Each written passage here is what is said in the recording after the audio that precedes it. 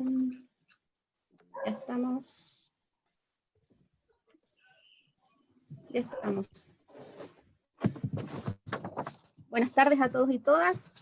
Como ha sido durante las últimas semanas, en esta oportunidad tenemos la grata compañía de dos importantes colegas hoy día para lo que ha sido la contingencia de la pandemia en regiones como la nuestra, en Iquique, y particularmente también en Valparaíso.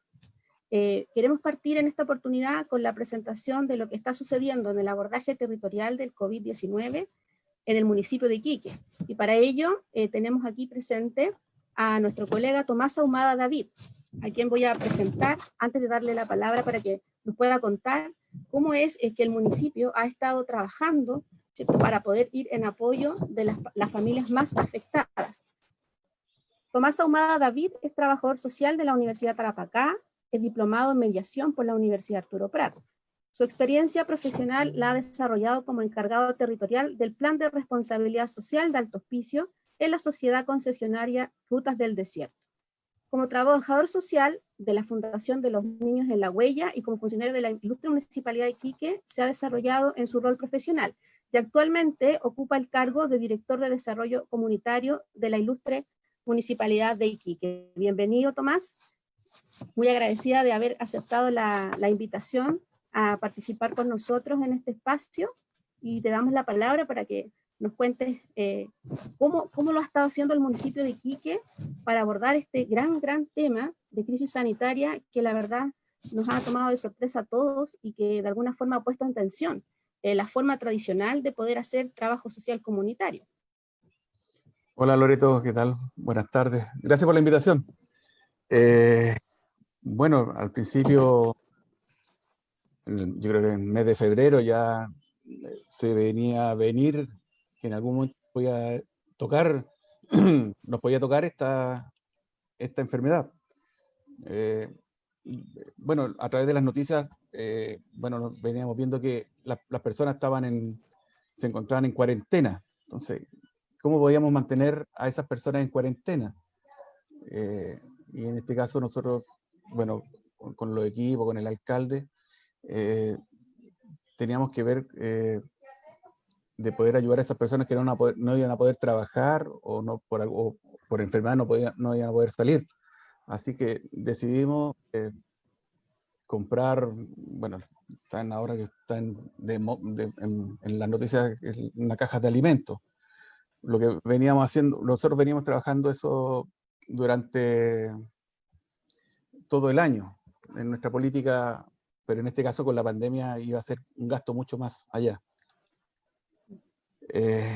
¿Cómo podíamos llegar a esas personas sin querer contagiarnos? Como equipo, con los trabajadores sociales, que estamos acostumbrados el cara a cara, el conversar con la persona, y en este caso no podíamos entablar más allá de una conversación personalmente, que es nuestra característica. Tratamos de generar la documentación, porque lamentablemente es un poco engorroso cuando son fondos municipales, cumplir ciertos requisitos, el registro social de hogares, que sea de la comuna de Iquique, si es extranjero no podemos, si es en este caso la mayoría, si es de hospicio tampoco podemos entregar una ayuda, tiene que ir a hospicio. Tratamos de generar, bueno, ese era un tema de a quién podíamos entregar esta ayuda.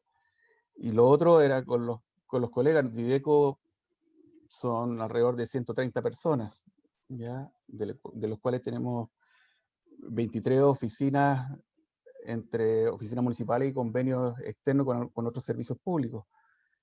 Entonces, teníamos que ver con quién podríamos trabajar. Las personas adultas de Dideco se tienen que ir a la casa, teletrabajo. Algunos programas también que tenían que trabajar de teletrabajo desde sus casas. El equipo de acción social, teníamos que ver con quién podíamos contar. Generamos equipos de análisis del registro social de hogares, porque ya cómo pedimos, quién pide, cómo lo hacemos. Generamos un correo nos contactamos con algunos dirigentes vecinales de otras organizaciones comunitarias, Club Adultos Mayor, sindicatos de SOFRI, vendedores ambulantes, y empezamos a recibir estas solicitudes. El trabajo principal fue el de las colegas o colegas de analizar los grupos familiares, porque ¿qué nos pasaba también? O ¿qué nos pasa? Es que, no sé, el padre se inscribe a través de la junta de vecinos para solicitar un beneficio y la mamá se inscribe por el Club Adulto Mayor. Entonces teníamos que hacer ese cruce de información, de análisis.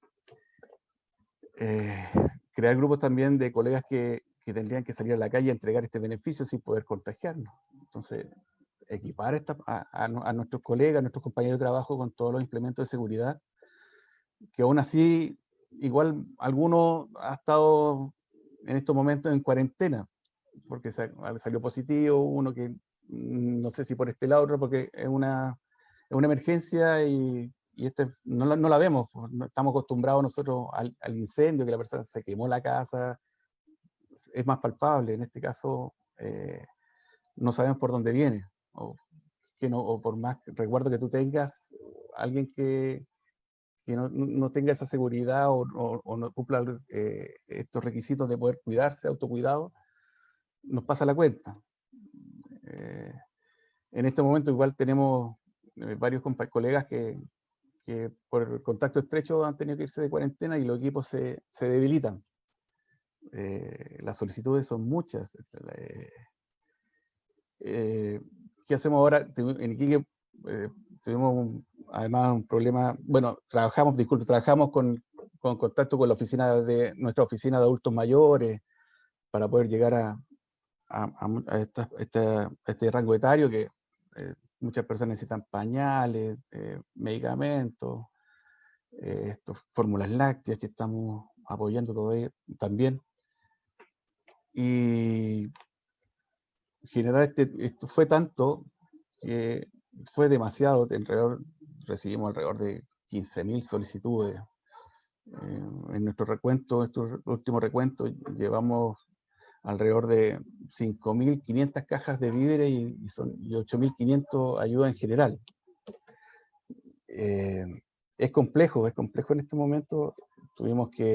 Se nos saturó el correo, tuvimos que sacamos hoy día el formulario a través de la página web para poder canalizar de mejor forma todas estas solicitudes de ayuda, pero es muy complejo este problema.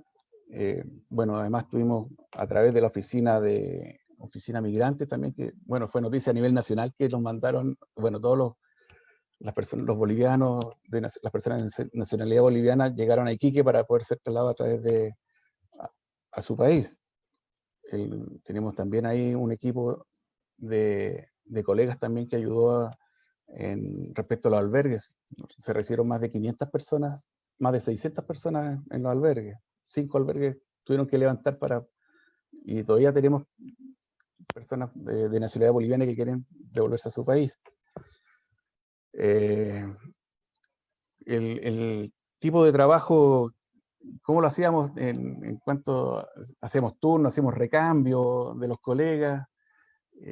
Tomamos un acuerdo con nuestros compañeros de trabajo de seguir con un solo equipo, y en caso de que hubiera un contagio mayor, porque al fin y al cabo lo relacionamos todos acá en forma presencial en la oficina de la municipalidad, nos tendríamos que ir a cuarentena. Entonces dejamos un equipo en reserva, 2 equipos en reserva, que en caso de que nos pasara algo, entraran los otros colegas a trabajar.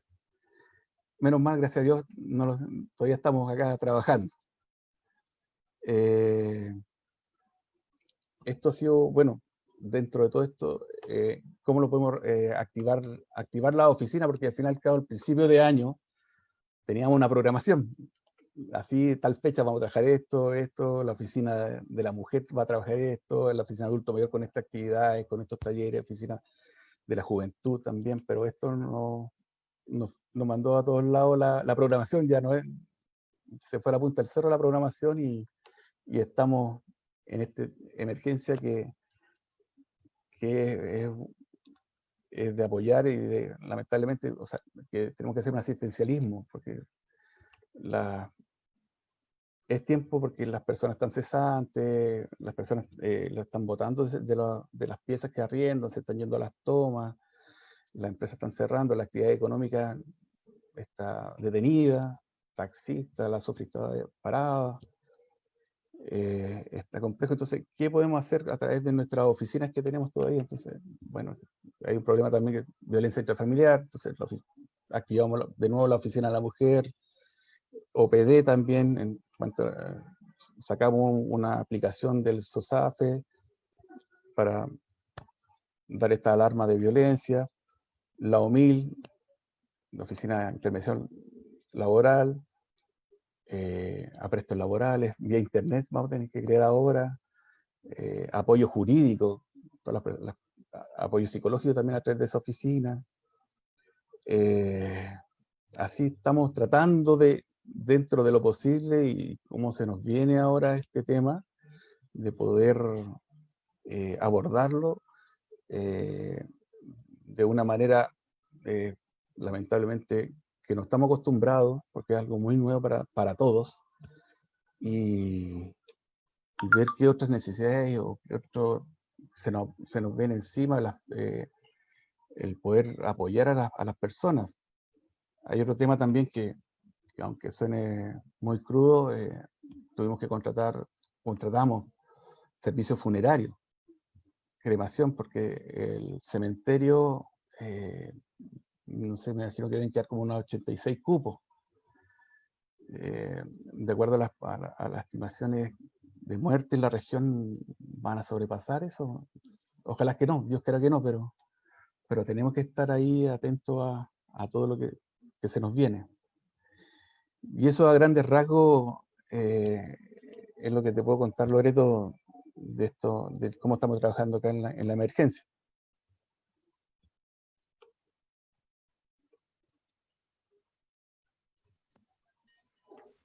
No sé si Carla ya estará disponible. Tenemos aquí la contingencia, pues estamos transmitiendo en vivo y sabemos que en Valparaíso se decretó la cuarentena. Entonces Carla está también con su alcalde tratando de revisar estrategias para poder enfrentar esta nueva forma de trabajo, que va a ser, me imagino, muy distinta a la metodología que estaban llevando a cabo con el modelo de confinamiento comunitario. Ahí está la Carla.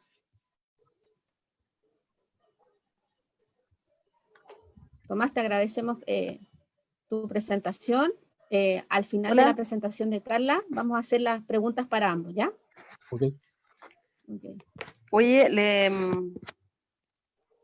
un poco atorada. Saludar a...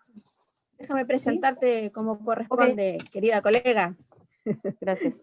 Bueno, al igual que Tomás, ¿cierto? Carla Meyer Arancibia es directora de Desarrollo Comunitario de la Alcaldía Ciudadana de Valparaíso. Carla es trabajadora social por la Universidad de Valparaíso y tiene estudios de magíster en hábitat residencial en la Facultad de Arquitectura de la Universidad de Chile. Trabajó durante 15 años desde el tercer sector en el diseño e implementación de programas sociales en temas relativos a la privación de libertad, la niñez, juventudes y al trabajo comunitario en contextos de complejidad social. Fue además académica de trabajo social en la Universidad de Viña del Mar y en la Universidad de Andrés Bello. Bueno, y hoy día, Carla, te estás enfrentando a esta gran crisis, ¿no?, sanitaria en una región grande como Valparaíso. Me gustaría que, al igual que Tomás, nos has ilustrado de manera muy clara las dificultades, ¿cierto?, que han tenido que sortear como municipio, que tú también nos pudieras contar un poco qué está pasando en Valparaíso y sobre todo considerando que ahora se enfrentan a esta nueva medida, ¿no?, de la cuarentena, que es algo que venían ustedes esperando hace rato.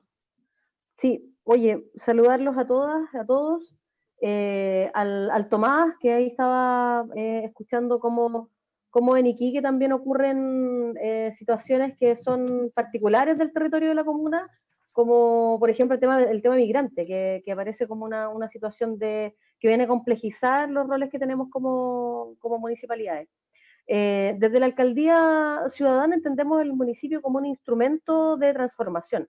La alcaldía no es un objetivo en sí mismo, sino que es una herramienta que nos permite poder promover la transformación democrática de los territorios.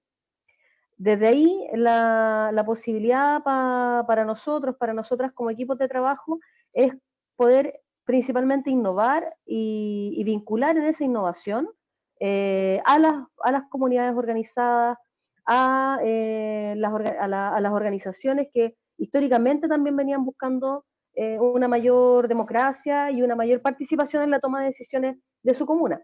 Ejemplo de esto, por ejemplo, fue el trabajo del plan regulador, ya de una modificación parcial al plan regulador que se realizó en Valparaíso, donde los vecinos y las vecinas se sintieron ampliamente representados por la modificación que se propuso y que vino a colocar un límite en la altura de edificios en Valparaíso que obviamente dañaba y afectaba la capacidad de carga que tenía la ciudad en algunos sectores.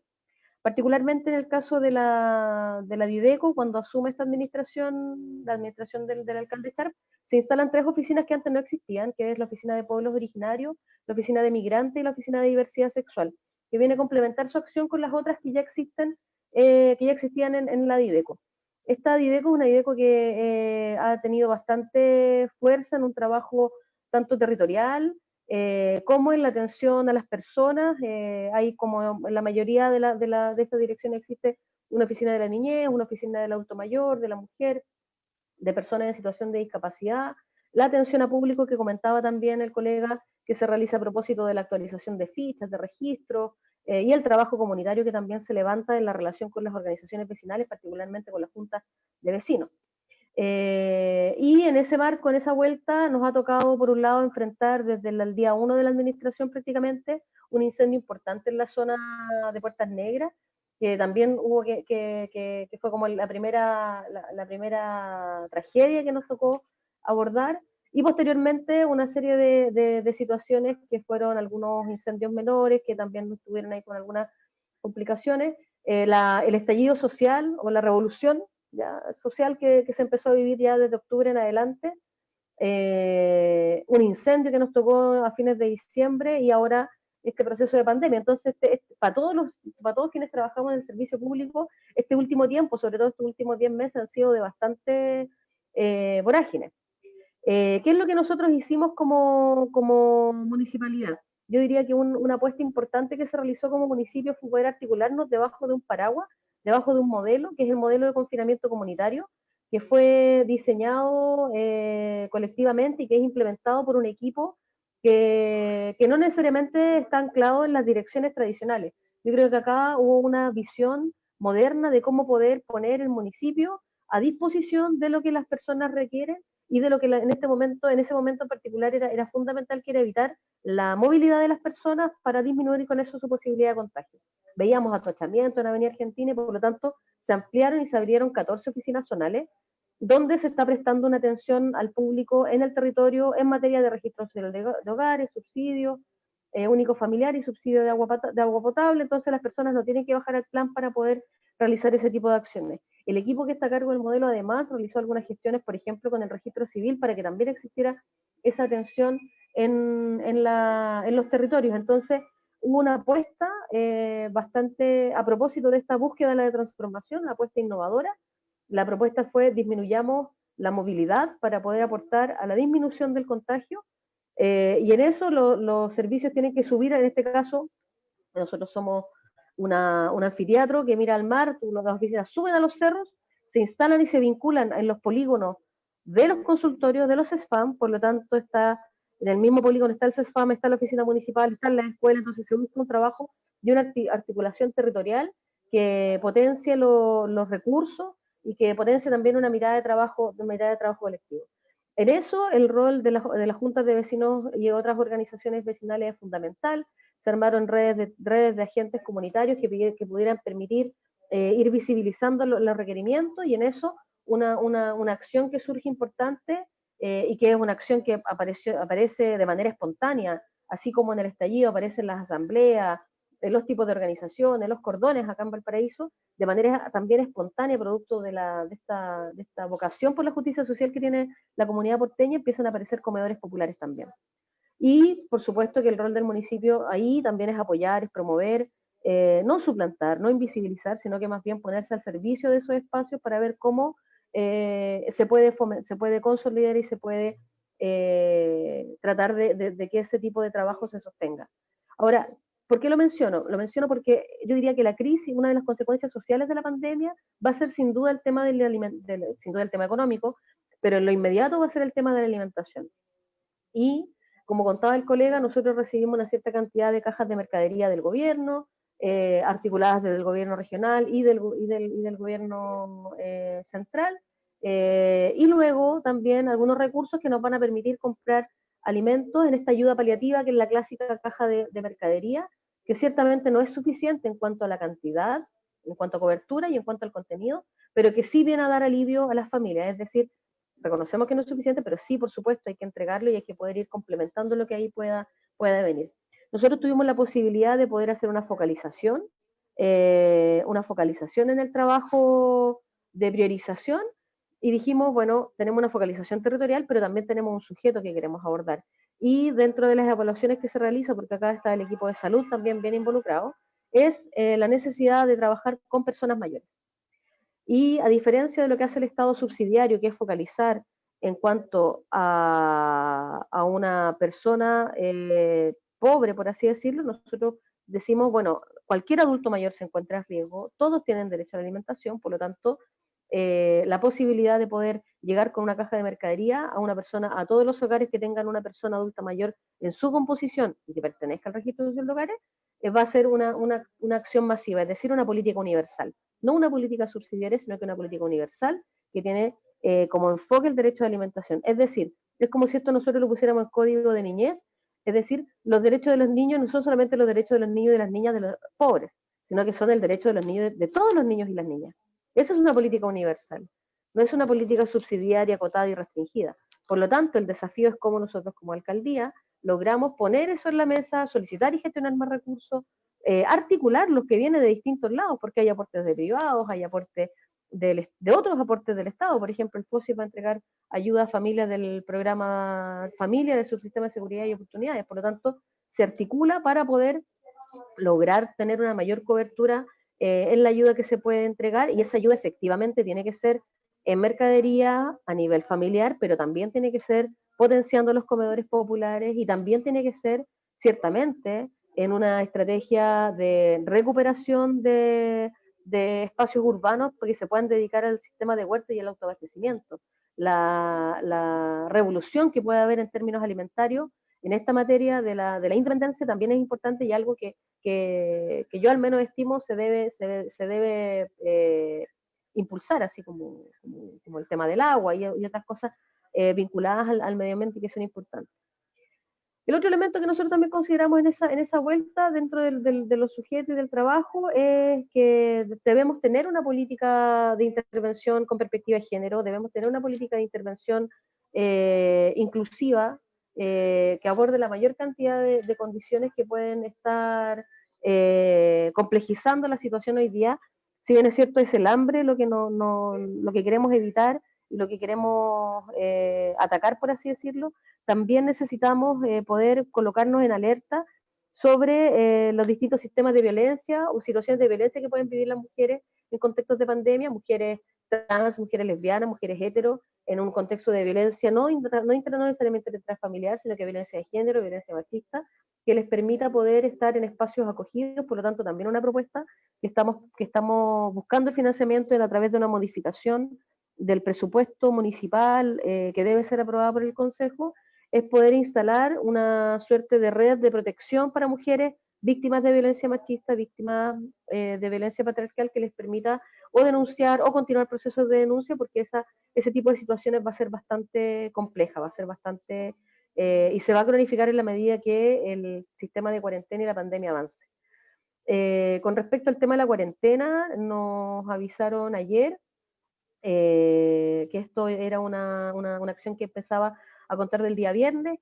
yo creo que para nosotros lo fundamental es poder comunicar y mantener la calma, mantener como las condiciones de seguridad para las personas, en cuanto a que es una situación que no, si bien es cierto, altera toda la dinámica, pero se mantiene, no es que los supermercados vayan a cerrar, ni que no podamos hacer ningún tipo de otra cosa, sino que hay que tener cierto orden, y ahí lo que nos preocupa es que justamente la población más vulnerable es la que se puede ver más expuesta a no tener acceso a internet para poder sacar un permiso, o los delivery, que son situaciones que vienen más bien, que son soluciones que siguen teniendo un sesgo en cuanto a las clases sociales. Entonces, creemos que una cuarentena tiene que tener una característica, sin lugar a dudas, busca restringir, busca evitar el contagio, pero también evidencia las condiciones de desigualdad que existen en las ciudades. Obviamente para una persona de un sector acá en Valparaíso más acomodado, estar en una cuarentena no es ningún problema.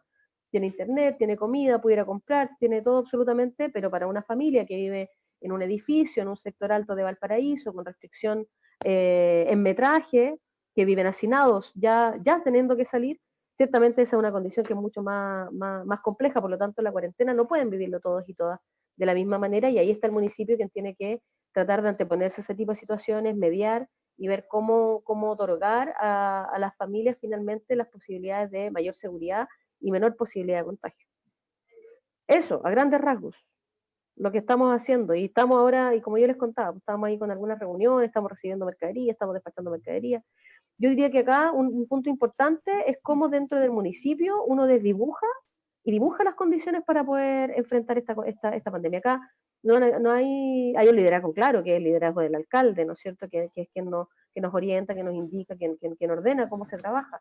Pero finalmente acá hay un colectivo que se está haciendo cargo de esto. Estamos vinculados con los equipos de la SECLA, con los equipos de operaciones, con los equipos de salud también, con educación, con la corporación municipal, porque en el fondo acá todos tenemos que ordenarnos en función de un sistema de trabajo. Ese sistema de trabajo está dado por el modelo de confinamiento comunitario, y frente a eso nos ordenamos y tratamos de que las condiciones de seguridad puedan ser las mejores para las personas con las cuales cohabitamos y coexistimos en esta hermosa ciudad de Valparaíso. Bien, Carla. Bueno, no es solo lo que percibimos entonces, o sea, nos damos cuenta de que las direcciones de desarrollo comunitario hoy día en ambos municipios están bastante sobreexigidas, ¿no? Y bueno, les agradecemos a los dos la presentación, y bueno, no quiero dejar de presentar tampoco a mi colega Carolina Garcés, que también es académica de la carrera de Trabajo Social de la Universidad Arturo Prat, y como siempre nos acompaña en estos paneles para un poco también enriquecer la discusión y de alguna manera profundizar en algunos temas que parecen ser prioritarios y relevantes a partir de lo que ustedes mismos nos han comentado. Carolina, ¿qué te parece a ti? ¿Tienes alguna pregunta al respecto? Sí, sí, estoy con... primero que nada, agradecer a Tomás y Carla por el tiempo. Bueno, al ser las dos como directores en estas direcciones, claro, hay una bastante demanda en este último tiempo. O sea, hay varias cosas que van surgiendo acá, y bueno, ambas presentaciones tocaron un punto que a mí particularmente me interesa, que tiene que ver con las personas mayores. Que las personas mayores surgen en todo este contexto como un grupo de riesgo dentro de los grupos más vulnerables, y también asociados obviamente también a ciertas situaciones o condiciones materiales en las que viven el grupo de personas mayores. Entonces, las personas mayores también, el espacio comunitario era un espacio seguro, era un espacio de socialización, era un espacio de reencuentro, y claro, esta situación los ha llevado a ellos como un espacio íntimo y un espacio de confinamiento que para muchas personas es difícil llevarlo, no solamente por las situaciones materiales, sino que también por el tema emocional. Entonces, en ese sentido, ¿cómo se han ido articulando para ir sobrellevando eso? Entendiendo de que, si bien es cierto, hay una necesidad como de alimentación material, pero también hay como otras dificultades, otras necesidades que tienen las personas mayores porque están en este espacio menos conexión, que la conexión con el exterior significaba mucho para muchas personas, o sea, mucho, no solamente para la persona mayor, sino que para uno saber que estaban como bien. ¿Cómo ha sido eso? Y también cuáles han sido, porque, claro, Carl lo tocó un poco más, el tema de la articulación con la sociedad civil, con las organizaciones sociales, que de cierta manera aparecen también y surgen en este espacio en el cual nos encontramos como también articulándose para satisfacer las necesidades de las personas en los territorios ya más pequeños, en la junta de vecinos, ya sea por grupos de mujeres, en ese sentido cómo se han ido también ahí articulando, en el sentido de que es parte del tejido social, y como bien apunta Carla, los municipios tienen que generar o liderar esos procesos de transformación o liderar las intervenciones en los territorios. Para los dos. Para los dos. ¿Quién desea responder primero? ¿Tomás, Carla? ¿Yo? Bueno, Dale. principalmente, con los adultos mayores, trabajamos alrededor de 160 clubes de adultos mayores que están acá en la comuna de Iquique, alrededor de 3.000 asociados a esos clubes. Hay muchos más adultos mayores en la comuna, pero con múltiples actividades durante todo el año. Están acostumbrados, además, el clima nos favorece bastante durante todo el año. Disculpe. Venimos trabajando durante todo este tiempo con múltiples actividades de todo tipo, lúdicas, educativas, recreativas, pero en este tiempo es muy complejo todo, principalmente con este grupo etario, porque son grupos de riesgo, de bastante riesgo.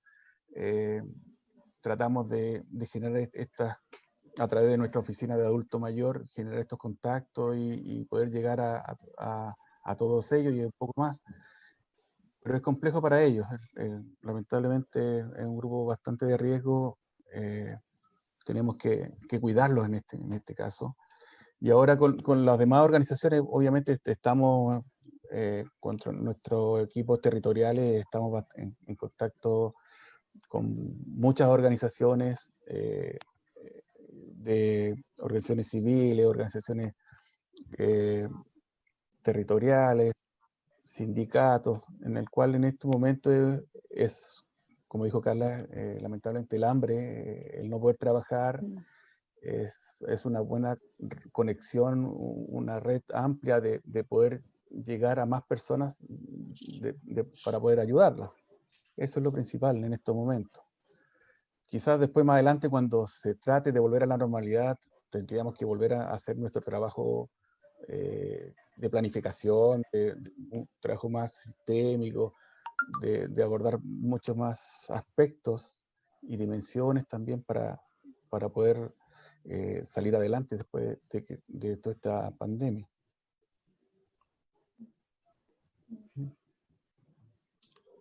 Sí, con respecto a lo que indicaba la colega ahí, claro, son las organizaciones vecinales, barriales que han estado sosteniendo, por lo menos acá yo puedo hablar como de la experiencia de Valparaíso, sosteniendo la ciudad en los tiempos en que las administraciones anteriores en realidad no estaban vinculadas en procesos de transformación. Valparaíso fue un espacio que fue depredado no solamente inmobiliariamente, sino que también en cuanto al manejo de sus finanzas y en los espacios de corrupción que se podrían haber levantado también en este municipio. Hemos estado en presencia de contratos que eran absolutamente perjudiciales para los arcas municipales. Son acciones que se tomaron desde el día 1, desde que el alcalde Sharp se instaló en el edificio de Condel. Por lo tanto, el trabajo municipal volcado hacia la comunidad y con un espíritu transformador ha sido fundamental para poder desarrollar cualquier proceso que se ha instalado en la alcaldía. Muestra de ello, como les mencionaba, el plan regulador, la modificación parcial, muestra de ello, por ejemplo, nuestro plan de desarrollo comunal que fue levantado previo al proceso de pandemia, que no alcanzamos a votar, pero fue un proceso participativo, no de una planificación estratégica tradicional, sino más bien la propuesta que hace Carlos Matu sobre la participación la planificación situada, que viene a entender un poco como otro tipo de conceptos que se vienen a involucrar. Por lo tanto, no es una planificación neoliberal, sino que es una planificación que se vincula con los procesos que la comunidad necesita, requiere y prioriza. Desde ahí también, por ejemplo, el trabajo que se vino realizando al momento de poder tener mesas de trabajo que articularan y fortalecieran la política municipal, como por ejemplo en diversidad sexual, en pueblos originarios, en migrantes, que eran actores y sujetos invisibilizados. Entonces, hay una mirada de incorporar y de sumar a las comunidades a los procesos de toma de decisión del municipio. Y vamos avanzando, por ejemplo, de Dideco depende el Departamento de Deporte, en poder generar estrategias de coadministración de espacios, por ejemplo, de espacios municipales. Entonces, hay una vocación transformadora donde el municipio es una institución generada en dictadura, con una ley orgánica constitucional también muy antigua, que también tiene que ser modificada y modernizada para que esté a la altura de los requerimientos de los territorios que necesitan mayor justicia social también. Entonces nos pilla el proceso del plebiscito, el proceso constituyente, donde también se toma una postura de trabajo, se trabaja con las asambleas, nos vinculamos con ese proceso porque no puede ser disociado de lo que va ocurriendo a nivel de estrategia de vinculación con las organizaciones. Y luego nos toma la pandemia en esta condición en que las oficinas zonales se vuelcan a los territorios y se vinculan con las organizaciones desde el territorio. Entonces, y son esas, pero también son otras. Son, por ejemplo, las organizaciones de la sociedad civil que trabajan con personas en situación de calle, implementando una política que tampoco da el ancho para poder atender a una persona en situación de calle en contextos normales, y tampoco lo hace ahora en un contexto de pandemia, pero colocan el esfuerzo, los colegas y las colegas están colocando su creatividad y su inventiva en eso. Están las organizaciones que trabajan en niñez y en juventudes, ¿no es cierto?, que están obligadas a implementar políticas de trabajo en esa materia que también son restrictivas, que tampoco son muy modernas. Por lo tanto, son las organizaciones territoriales, pero también es la sociedad civil, los movimientos de mujeres, los movimientos feministas, las agrupaciones feministas de Valparaíso, que al no existir posibilidad de un servicio que sea mucho más proactivo, genera redes de cuidado para las mujeres víctimas de violencia y que son justamente las que evidencian ese tipo es en las mujeres también finalmente, y en las diversidades donde el capital y el patriarcado también muestran su máxima expresión de violencia. Entonces, es ciertamente lo territorial, pero también son las organizaciones de la sociedad civil que han estado tratando de articular nuevas formas de trabajo con las personas en Valparaíso. Y eso de manera participativa, y obviamente hay cuestiones en las que uno está de acuerdo, y hay otras en las que no estamos de acuerdo, y de repente también a nosotros como alcaldía nos llegan ahí sus críticas, que son bienvenidas también, si al final los que estamos acá somos absolutamente posibles de cometer errores y que hay que mejorar, y que obviamente la apuesta es poder construir eso. Y dentro de los sujetos que en Valparaíso tienen un rol súper importante, están las personas mayores. Están las personas mayores que son activas, que bajan al plan, que trascienden, que en Valparaíso tiene una población adulta mayor como de 8.000, con un 13% más o menos. Entonces, y va creciendo. Entonces, nosotros estamos justo en el... Claro, de una población envejecida, por lo tanto, íbamos avanzando a ser una ciudad amigable con los adultos mayores, a tener nuestra ordenanza para personas mayores, entonces, y es un sujeto activo que disfruta también la actividad porteña en cuanto al tango, en cuanto a los ascensores, los miradores, el arte, y por lo mismo también es una persona que es bastante participativa y que está vinculada con nuestra oficina, pero también está el adulto y la adulta mayor, que en estas condiciones se refleja todo lo dramático que ha sido el tener años de una política neoliberal donde las personas ni siquiera pueden tener acceso a una pensión digna después de, ¿cuánto? 30, 40 años de trabajo. Entonces, esas son las condiciones que creemos que efectivamente el trabajo con adultos mayores es fortalecer la organización, es vincularlos, es atenderlos, pero sin olvidar que la condición en la que se encuentran precarizadas es producto de un sistema que los ha colocado en esa posición. No solamente a ellos, pero particularmente en el caso de ellos.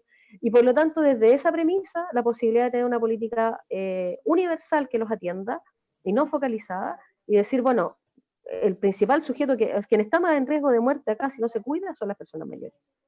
Entonces, por lo tanto, ahí es donde tenemos que aportar, esos hogares son los que hay que cuidar, esos hogares son los que tenemos que llegar, y finalmente estamos hablando de que en Valparaíso, dentro del registro social de hogares, hay como 29.000 hogares que tienen personas mayores dentro de sus miembros, porque además los adultos mayores cumplen un rol de cuidado también. Entonces también eso uno lo puede vincular con una economía feminista o prácticas de cuidado que no son visibilizadas como parte de la forma de evaluar las políticas públicas también en Chile. O sea, acá hay abuelos que hacen 3, 4 jornadas de trabajo, entre que cuidan al nieto, entre que van a trabajar al supermercado y vuelven para poder preparar la comida para el día siguiente. Entonces, hay el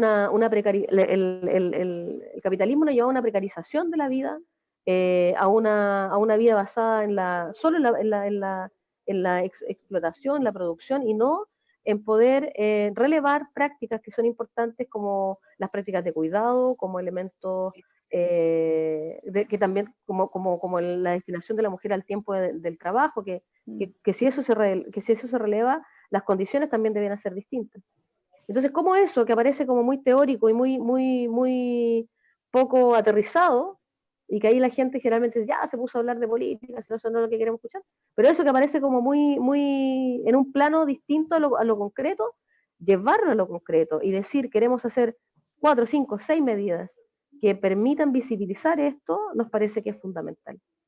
Política universal para adultos mayores, protección para las mujeres víctimas de violencia machista, un trabajo, por ejemplo, en materia de niñez que releve el rol de los niños y las niñas como sujetos de derecho, que no estén centrados en un autocentrismo de cómo los adultos vemos a los niños y las niñas, sino que como ellos también están pasando por esta situación.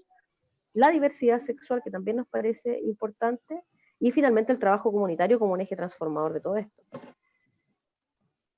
En ese sentido, a mí, bueno, claro, este escenario de confinamiento, de pandemia, de crisis, genera una cambio y redireccionar como políticas, programas. O sea, pensando en términos disciplinarios, ya aparte del municipio como institución o el canal de transformación, en el trabajo social, ¿cuáles han sido como o ustedes visualizan a partir de este trabajo que están haciendo en cada uno de sus espacios como las principales como barreras, y después de pensando un poco en todo lo que está pasando, que todavía lo estamos digiriendo, que todavía no sabemos cómo se va a llevar adelante, pero en ese sentido hay algunas pistas por ahí, en los desafíos en términos disciplinarios, como para en este espacio de intervención, de mantener estas relaciones como con lo comunitario, ¿cómo lo visualizan eso? ¿Cuáles son como las barreras que ustedes están viendo en términos disciplinarios para enfrentar esto? Y después de esto, ¿qué desafíos nos van quedando?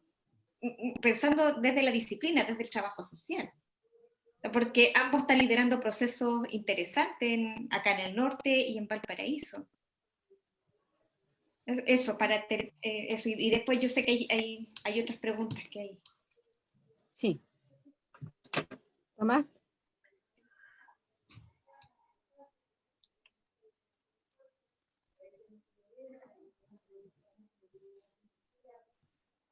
Está con dificultad, Tomás, parece. Está llamando la alcalde. Sí. ¿Voy yo?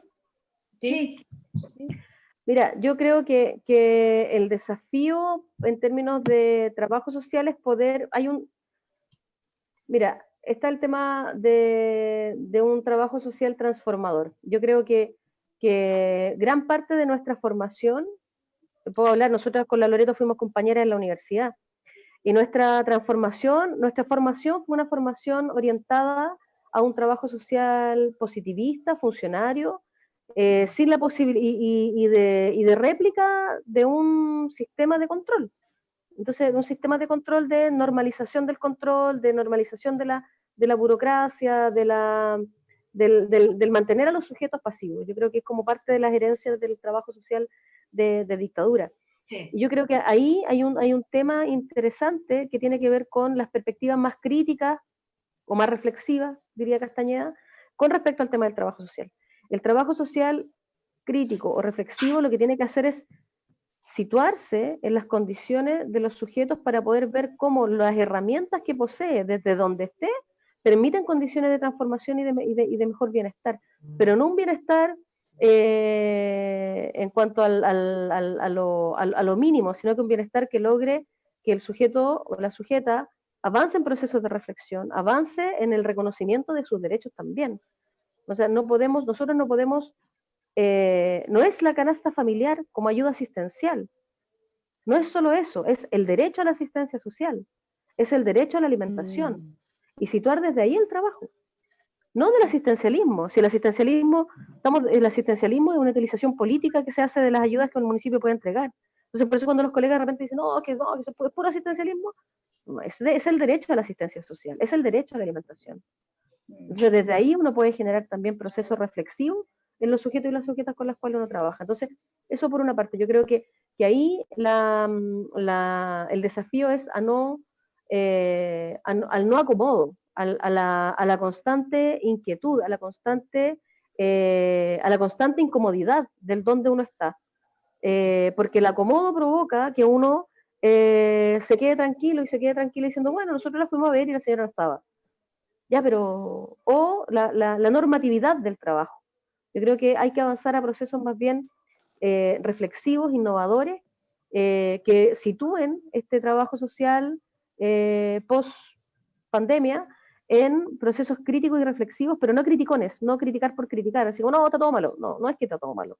Hay condiciones que existen y que no vamos a poder transformar de manera inmediata, y otras transformaciones que sí tienen que venir y que vienen desde el territorio y que vienen con los sujetos, y ahí hay un rol importante desde la disciplina en cuanto a la investigación, en cuanto al poder levantar cuáles son las variables fundamentales para poder desarrollar un buen trabajo o fundar el trabajo. El trabajo también tiene que ser fundado, por lo tanto, ahí hay un elemento importante. Y lo otro, yo diría cómo se van desdibujando también las relaciones profesionales. Nosotros hoy día hay trabajadores sociales, psicólogos, sociólogos, antropólogos, administradores públicos, sociólogas, psicólogas, administradoras públicas, que estamos todas inmersas entregando nuestros saberes y nuestras formas, y donde tú te das cuenta que si bien es cierto, la formación disciplinaria es importante, las habilidades blandas que hay que tener para el trabajo también. Entonces yo creo que ese es un desafío también para las formaciones universitarias, en cuanto a las habilidades blandas para el trabajo en equipo, para la discusión constructiva, para plantear los puntos en la medida que yo logro establecer una conversación con otros para poder armar un trabajo en equipo, porque es muy fácil saber todos los procedimientos, todas las metodologías, todo, pero no tener las habilidades para poder ser acogedora, para poder ser empática, para poder ser finalmente situarte en el lugar no del otro que está contigo trabajando, sino que de todos los otros y otras con los cuales te relaciones, y ver que detrás de cada otro y cada otra hay una historia. Y más aún en estos contextos donde la contención de los equipos es súper complicado, porque además los equipos están muy sobreexigidos. Nosotros en Valparaíso los equipos han estado funcionando, no han parado.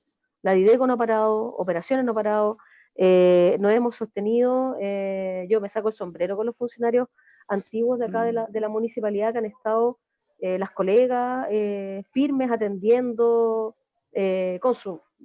obviamente exigiendo lo que tienen que exigir, su equipo de protección personal y todo lo demás, pero acá hay una vocación del funcionario público que es súper atractiva. A mí me parece súper atractivo la vocación de servicio, que está basada en el cariño a la ciudad, y por eso se hace, que es independiente del alcalde, sino que es como los funcionarios más antiguos.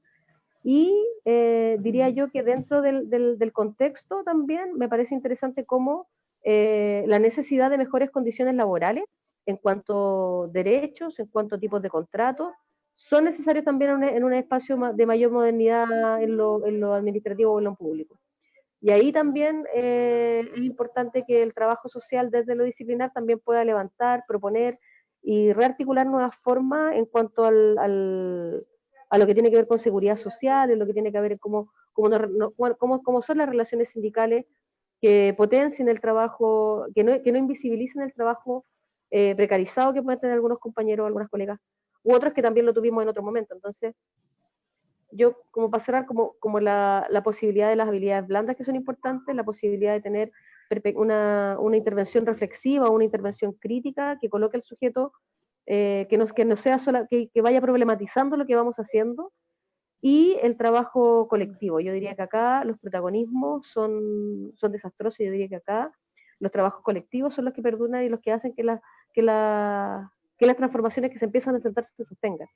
Entonces, eso yo creo que son como elemento importante, porque ciertamente los procesos de autoformación y de reflexión en la ejecución, o sea, yo acá si antes cuando trabajaba en la sociedad civil era complicado, estando acá es mucho más complicado todavía, porque es una vorágine que no para. Entonces, también los procesos de autoformación son importantes, y ahí yo creo que ustedes como universidades, todo lo que publican, lo que envían, las calugas más cortas, que son así como alcachofazos de reflexivo, son súper importantes. Pues entonces de repente son cuestiones así que nos mantienen también con el hámster aquí adentro funcionando. Sí.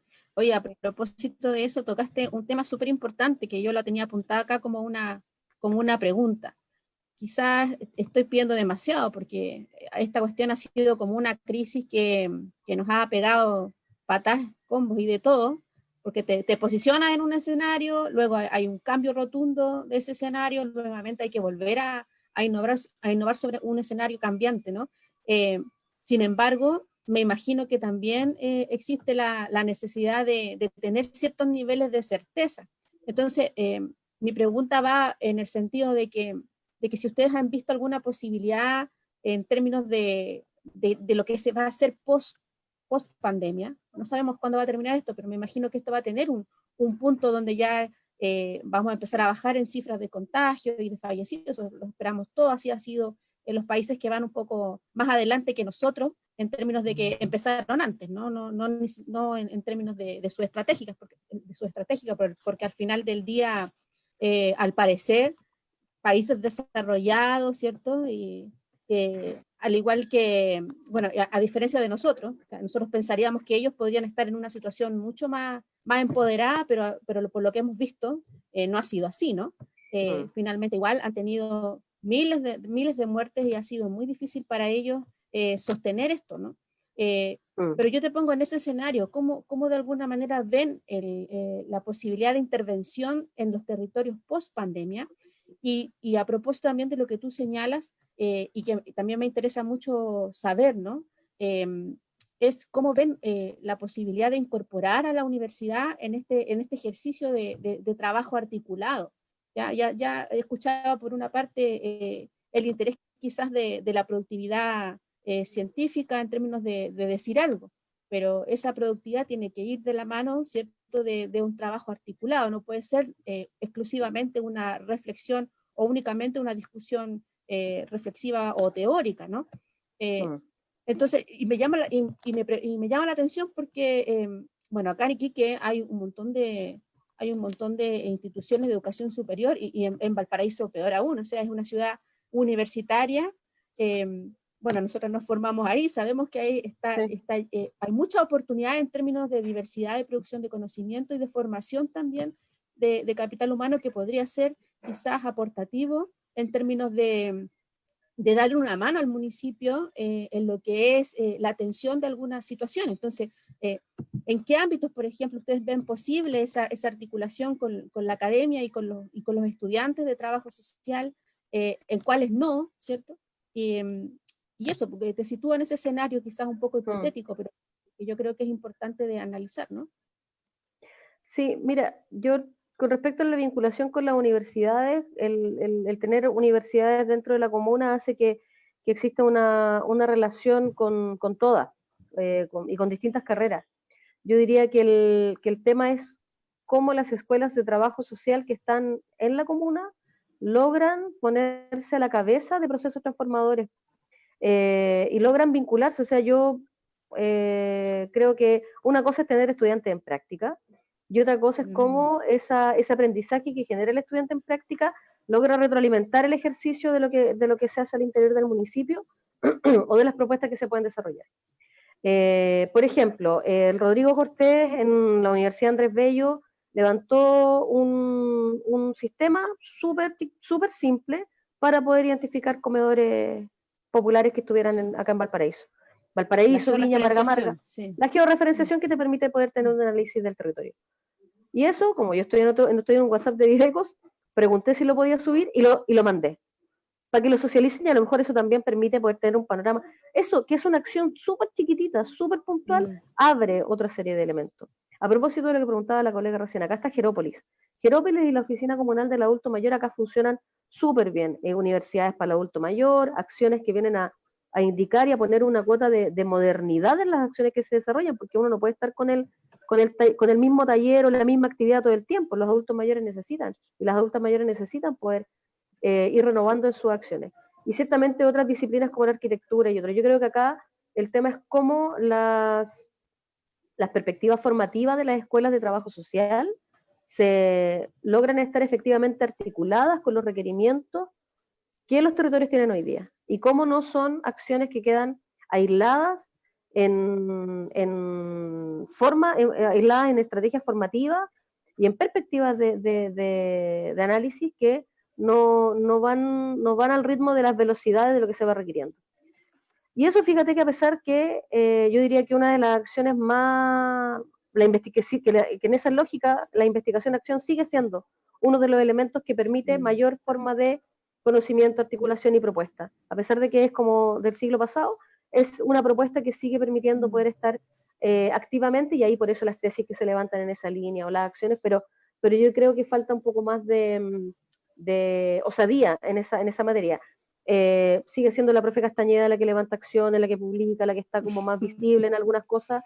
Sí, y claro, ciertamente las otras universidades también aparecen colegas que tienen propuestas, pero cómo nos articulamos como socio estratégico o como socia estratégica en el abordaje, va ocurriendo no solamente con trabajo social, sino que también con otras disciplinas, como por ejemplo, él está que trabaja en la Escuela de Trabajo Social de la Católica, que es la Claudia Espinosa, que propone un modelo de intervención territorial en niñez, que apuesta por una formación gratuita a funcionarios municipales, y que eso se traduce en intervenciones locales que tienen esa perspectiva. Entonces, ahí tenía un modelo de trabajo que viene como a ordenarlo bastante bien. Ahora, con respecto a lo que viene en lo post-pandemia, yo diría que van a haber consecuencias, por un lado el tema económico, que va a requerir que Valparaíso se pueda reordenar y articular en función del perfil de su habitante y el tipo de productividad que genera, pero también las consecuencias sociales que esto va a tener. O sea, aquí yo creo que hay temas que tienen que ver con cómo por mejorar ingresos quizás vamos a tener rezago o abandono escolar, cómo eso que va a ocurrir ahora se proyecta en 3 años más. O sea, las consecuencias sociales de la pandemia las vamos a vivir quizás hoy día en lo inmediato a propósito del hambre, pero en 3 años más a propósito de los niños y las niñas que desertaron de la escuela, de las mujeres que no lograron tener controles de niños sanos, o lograron o se generaron depresiones a propósito de la condición de pandemia, ¿te fijas? Con depresiones postparto. Entonces, las consecuencias van a venir en materia de salud, en materia social y en materia económica. Y eso, el poder anteponernos a eso como municipio, ciertamente va a ser un desafío importante, pero quien tiene que anteponerse es el Estado, es el gobierno. Son ellos los que tienen que estar pensando en qué va a pasar, y que no es solamente la reactivación económica, si eso es lo que más cuesta que se entienda, que no es solamente la reactivación económica, que es importante y que es buena y que se necesita, sino que también cómo las consecuencias sociales de una deserción escolar, de la cantidad de abusos a niñas y niñas que pueden estar ocurriendo en este preciso momento, de la cantidad de personas que están sujetas a condiciones de estrés, la condición de salud mental de las personas en este momento también va a tener consecuencias por pandemia. Entonces, el tener miradas no parciales, sino que miradas más integrales con respecto a esto, va a ser fundamental. Por lo tanto, y acá, el trabajo es en el trabajo territorial donde uno puede articular. La DIDECO genera un trabajo con organizaciones comunitarias, ciertamente, pero todas las direcciones generan trabajo territorial. Y eso es lo que tiene que estar articulado. Eso es lo que tiene que estar construido y consolidado. Y en la medida que esas redes que son afectivas también, que son de soporte, que existen en los barrios, desde antes, con un municipio que funcione o no funciona, las redes están igual. Si eso se fortalece, si ese soporte, si ese colchón está, sin lugar a dudas va a ser más fácil. Por eso el trabajo comunitario en esta materia es importante. Si no funciona, las redes están igual. Si eso se fortalece, si ese soporte, si ese colchón está... Se está reaplicando un micrófono. Yo totalmente de acuerdo contigo, Carla, pero tenemos un factor transversal, que es la necesidad del encierro por el contagio, ¿no? Por el contagio masivo.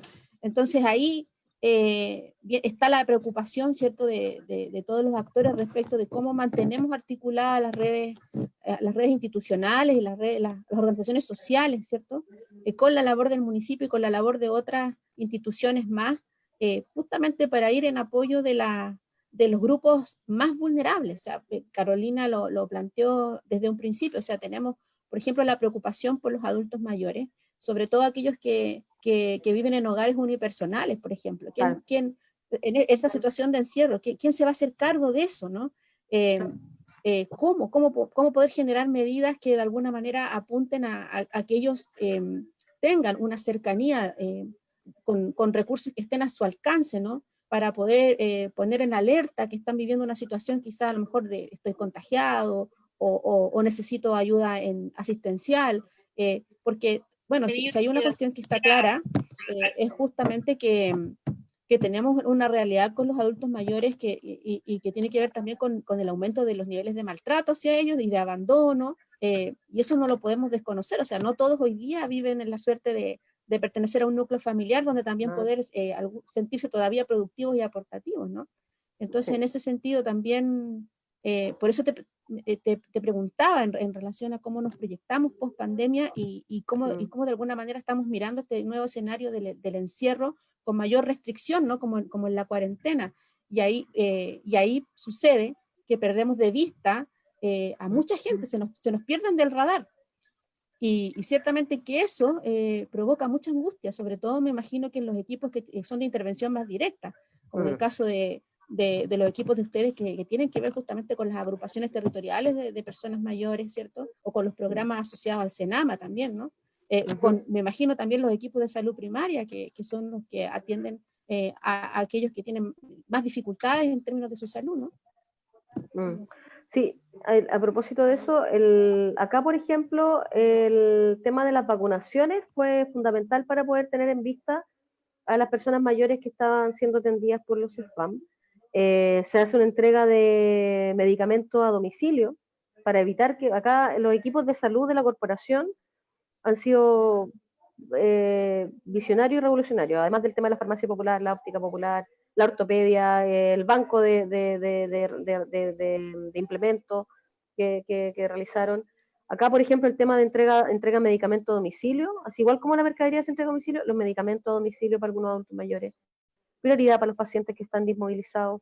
La farmacia, que también generó un delivery también para las condiciones que estaban como personas más complicadas. Entonces, el sujeto adulto mayor para el municipio está como a la primera, es como la primera vista. Casi todos los hogares en Valparaíso tienen una persona adulta mayor. Y sí, también existen muchos hogares unipersonales que están conformados por adultos y adultas mayores que tienen que estar visibles, y ahí la apuesta es que esos adultos y adultas mayores estén visibles para su comunidad, que se sepa dónde están, quiénes son, qué requieren. Y por otro lado, los programas que son financiados por el Estado, que trabajan con adultos mayores, como por ejemplo el caso del programa Vínculos, en el contacto cotidiano con ellos de manera telefónica.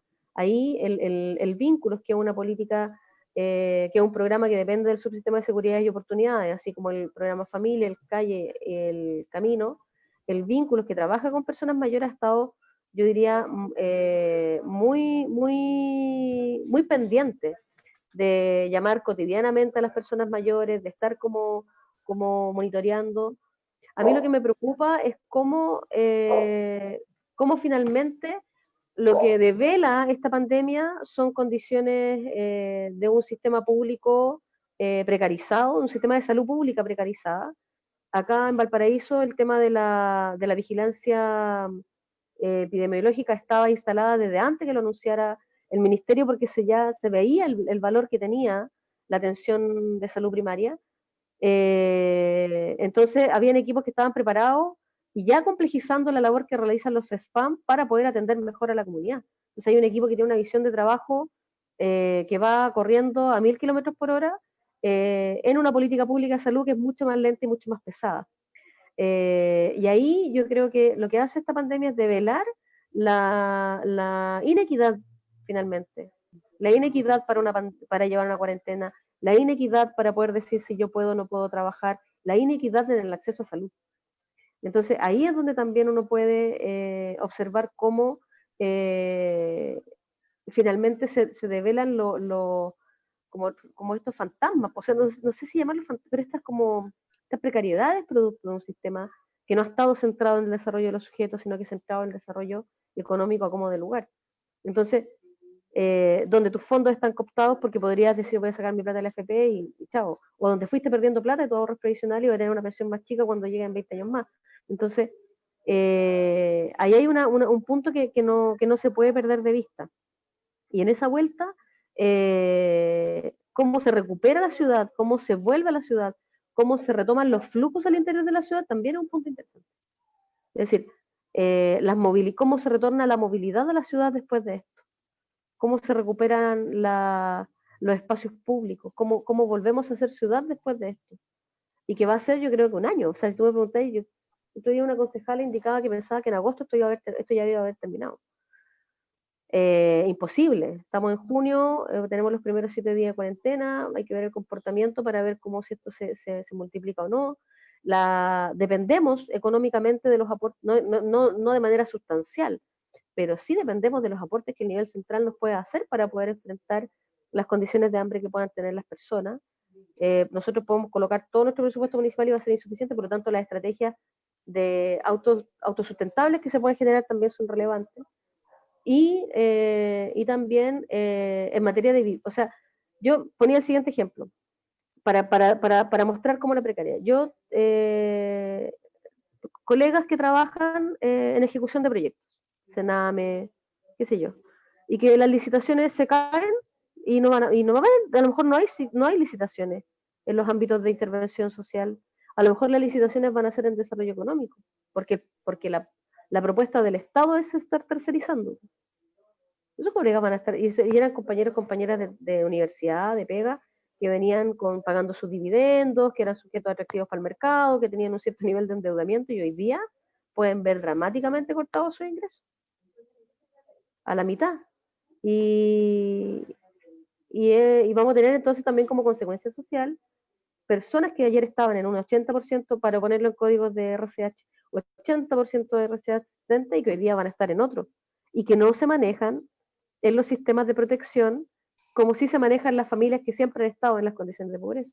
Por lo tanto, la vulnerabilidad no es solamente económica, sino que también social. ¿Quién es más vulnerable? El chico que puede bajar del Cerro Playa Ancha al Plan a comprar un pan batido y volver, o la chica o el chico que vive en un edificio en Las Cañas que en realidad no sabe manejarse en micro. Y ¿quién es más vulnerable? Es otro tipo de vulnerabilidad, ciertamente, ¿cachai?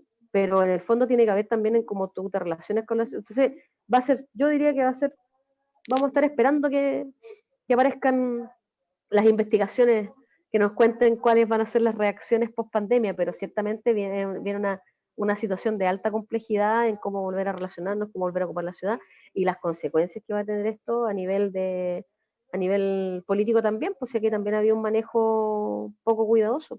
Por eso también estamos en la situación que estamos. O sea, sería maravilloso poder aportar, pero también vemos que a propósito de la productividad académica, el interés mayormente ha estado de parte de los financiadores de investigación en la productividad más de ciencias básicas, ¿no? Bueno, pero además la universidad también es una expresión hoy día de que, por ejemplo, la categorización de los profesores en función de la cantidad de paper que tienen que elaborar, la estandarización de cierta, o sea, el capitalismo se metió en todos lados. Las universidades eran centros de conocimiento, de formación, de discusión, y no centros de producción de una investigación de lo que escribió otro en algún momento. Y eso además también tiene un reflejo en las mujeres que son académicas, que hoy día se ven sobreexigidas en labores de crianza, y en labores de producción, y en labores de formación. Entonces, no es un sistema, esta cuestión es transversal. ¿Te fijas? Es absolutamente transversal. O sea, hoy día tú, en la medida que más produces cierto nivel y de publicaciones indexadas y que tienen que tener cierta calidad y todo eso, y te obligan, porque si no lo haces, no eres eficiente para tener la acreditación que la universidad tiene que tener para obtener el financiamiento que tiene que tener para poder operar. Entonces, está todo súper imbricado y yo creo que acá es el momento de poder tensionarlo todo. No sé si puedo decirlo, pero creo que es un muy buen momento para tensionarlo todo. No, Para sí, transformar, ¿cachai? Para transformar. Tú puedes decir lo que quieras, colega acá. No, sí. Lo que tú quieras. nosotros te Después va apoyamos. a salir la cuña, si Dideco de Valparaíso quiere transformarlo así como que... Quiero transformar esto. Pero es que Claro, sabes pero que yo- la se ha instalado dentro de la academia en este Sí, último tiempo, porque tiene que ver con cómo, estaba la Cori también que hizo ese mismo comentario de que muchas veces las universidades hemos ido desarrollándonos de espalda al territorio, o sea, es lo que Claro. dice yo lo estoy leyendo, y nos hemos estado desarrollando en muchos casos de espalda al territorio. Y en ese sentido, lo que tú planteabas en lo de la investigación, acción participativa, que dentro de los procesos, dentro de la vinculación histórica con el trabajo social, en términos como dispositivo de transformación, de construcción de conocimiento, ha sido súper importante y ha sido relevado en los diferentes ámbitos. Cuando instalas este concepto en términos de investigación, como que dentro del, como tú dices, como estamos tan permeados por otros esquemas de productividad, como que les hace ruido este espacio, como que esa construcción de conocimiento con los territorios o desde los territorios o de la vinculación con otros saberes que aparecen allí, finalmente son poco valorados. Y ahí uno termina siendo, no sé si, porque ahí a partir un poco del documental que está saliendo últimamente, terminas ahí intentando responder a ambos lados. Pues. Y obviamente eso implica dobles jornadas laborales o sobrecarga o finalmente tomando otro tipo de camino. Pero yo creo que ese es o sea, no sé si es el momento, pero yo creo que es una necesidad de tensionar, por ejemplo, estos espacios en términos de vinculación, esa articulación como estratégica entre las universidades, como tú decías, o sea, esa vinculación estratégica de las universidades, los municipios o las organizaciones públicas, entendiendo también que, a ver, claro, o sea, no sé si es distinto, pero obviamente cuando cambian los gobiernos locales también cambian las dinámicas. Pues. Entonces, en ese sentido, ahí uno también entra en un juego político, o sea, no derechamente, pero un juego político ahí con la institucionalidad pública, porque son distintos los énfasis que va teniendo eso. Pero por eso es importante, por eso mismo es importante que los gobiernos locales sean vistos como estrategias desde una perspectiva participativa y como un instrumento y no como un fin en sí, porque desde esa perspectiva los cambios quedan instalados en los territorios y poder modificarlos y poder pasarles por encima luego va a ser muy difícil. Entonces, el tema es cómo en la medida que la comunidad se involucra, como en la medida como los sujetos y las sujetas que han vivido en los territorios toda su vida, por lo tanto son los que mejor conocen las condiciones, se involucran y si hay un cambio no importa, pero quedó instalado un sistema de trabajo, de reflexión, de defensa de derechos, Hoy día estamos defendiendo nuestro acceso al agua. Hoy día estamos defendiendo poder tener agua. Y en Petorca, que la gente tenga agua es mucho más difícil que el regar las paltas que ya están cultivando. Entonces, Petorca, que era un valle, Puchuncaví, zona de sacrificio, Puchuncaví era una zona lentejera.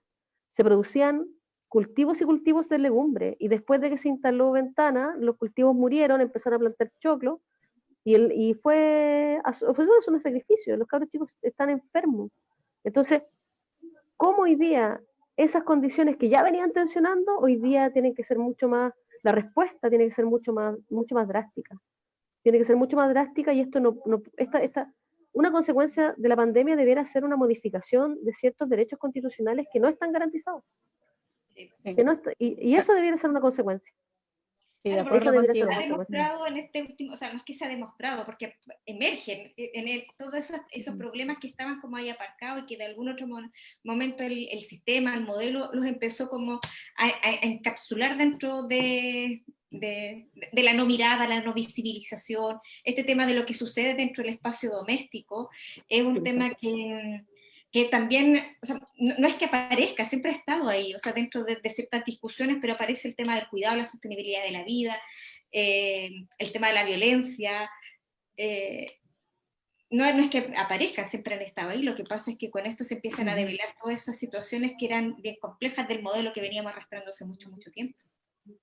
Sí, y sobre todo, bueno, acá en la región, que ha sido también a propósito de los temas que están como invisibilizados, es decir, cómo de alguna manera aparecen estrategias de atención a una crisis sanitaria desconociendo las condiciones precarias habitacionales en las cuales la gente vive. O sea, nosotros tenemos un número importante de personas que viven en tomas de terreno.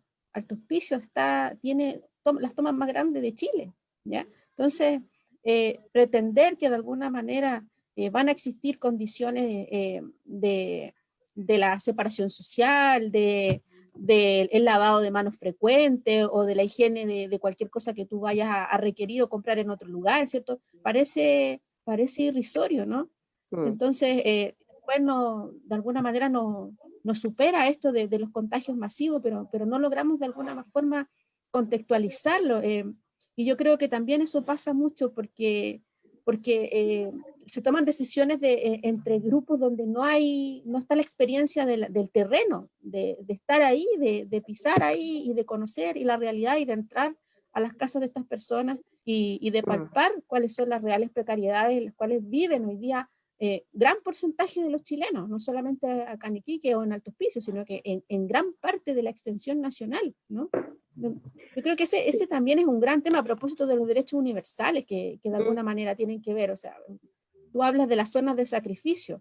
Imagínate aquí en una región donde hay la verdad, escaso suelo propicio para generar vivienda social. O sea, aquí que ya está anulado en términos de poder generar viviendas sociales y menos aún si estamos hablando de viviendas sociales dignas para las personas en términos de metraje y en términos de toda la planificación urbana que aquello requiere, ¿no? Entonces, hay problemas que como tú dices, son estructurales, que persisten hoy día, y que no es una condición nueva, sino que en el fondo la crisis lo que está haciendo es develar, nada más. Sí, y cómo hoy día el discurso también se vuelca, porque en el fondo es como, ahora si usted se enferma es su responsabilidad. Es decir, ustedes son los irresponsables que no están cuidándose y por eso está la escoba, o sea, es culpa, ¿me entendió, no? Entonces, no es que no se hayan tomado las medidas preventivas a tiempo, es que hoy día es tu responsabilidad, entonces es la multa si no ocupáis la mascarilla, es la cámara, el micrófono, a la persona que tuvo que salir a hacer un trámite y apenas sabe cómo manejarse con la internet y sacó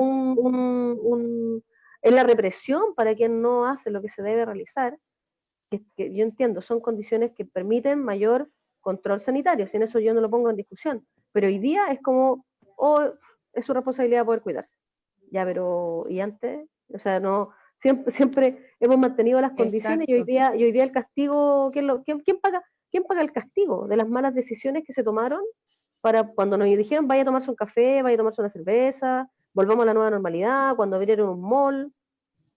¿Quién paga eso? La gente pobre. ¿Quién se va a morir? La gente pobre, la gente que no tiene acceso a la luz, la gente invisible para el sistema. Y eso me parece impresentable. Sí, de todas maneras. Bueno, aquí en Iquique la situación es más o menos similar y crítica, porque además nos toca que tenemos escasas posibilidades de acceder a servicios de atención de salud secundaria y terciaria, ¿no? Tenemos un solo hospital regional porque el de Alto Hospicio nunca prosperó esa idea de convertirlo en un hospital más complejo, ¿no? Pero sí hubo inversión para levantar un estadio, por ejemplo. Entonces hoy día parece casi un chiste que estamos pensando en habilitar el estadio con camas, ¿cierto?, para atender pacientes con COVID, ¿no? Entonces, se piensa en invertir en estas cosas, pero no se invierte en las necesidades que son fundamentales para la comunidad. Entonces, de alguna forma también ahí vemos otro tema importante que tiene que ver con cómo de alguna manera se piensa y se distribuye la inversión de los recursos del Estado, ¿cierto?, para las necesidades que son relevantes y las que son de carácter más secundario, Claro. ¿no? Entonces, bueno, tenemos muchos problemas que enfrentar el día de hoy, pero vemos la verdad con bastante poca certeza. Lo habíamos conversado en las reuniones de consejo de carrera. Lo que menos hay hoy día es certeza de algo. Muchas ganas de hacer cosas, de apoyar, de colaborar, de articularse con la institucionalidad, pero la certeza de poder hacerlo y las condiciones para ello sin exponer la salud de los equipos, que me imagino que es una preocupación importante para ti en el caso de los equipos de la Videco, ¿no? Pasa a ser, ¿cierto?, un tema que atender, ¿no? Entonces, bueno, yo no sé si Carolina querrá acotar algo más como para ir cerrando la conversación. Me imagino que Carla igual estará Acá. con esto de comenzar la cuarentena en Valparaíso. No, más que nada agradecer y como muy en sintonía de lo que planteaba, lo que está planteando Carlos en términos de esas discusiones y esa profundidad también de los procesos que tienen que también darse en las instituciones públicas. O sea, el municipio debe ser ese espacio transformador y no su fin en sí mismo.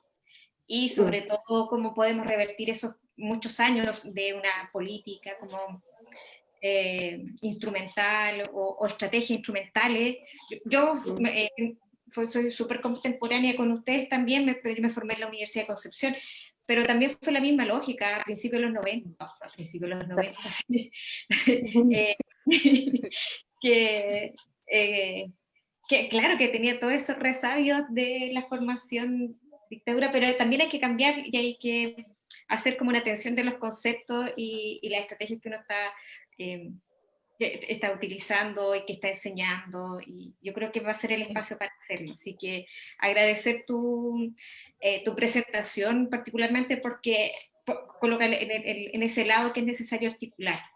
Entonces, nada, para cerrar, y que eso, en términos de la incertidumbre, va quedando más que desafíos que certeza, así que hay que ir tomando nota de eso.